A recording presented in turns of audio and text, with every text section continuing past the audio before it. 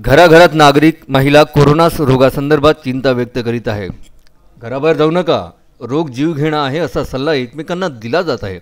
अशा प्रकारे कोरोनाबाबत जनतेच्या मनामध्ये प्रचंड काळजीचे वातावरण आहे। मात्र अनेक नागरिक दिवसभर घरात थांबत नसल्याचे चित्र आहे। घराबाहेर जाऊन बाजारातून चौकातून फेरफटका मारून नागरिक येत आहे। परिणामी कोरोना संदर्भात जनतेला कळतंय पण वळत नाही अशी सध्याची परिस्थिती खामगाव शहर तालुक्यात दिसून येत आहे। कोरोना व्हायरसने जगभर धुमाकूळ घातला असून आपल्या देशातही बाधित रुग्णांची व मृतांची संख्या दिवसागणिक वाढत चालली आहे। त्यामुळे शासनाने जनतेला सोशल डिस्टन्सिंगचे आवाहन केले आहे। ग्रामीण भागामध्ये गावोगावी जनतेच्या मनात काळजीचे वातावरण असले तरीही वर्तणूक मात्र बेपर्वाईचीच असल्याचे निराशाजनक चित्र पाहायला मिळत आहे।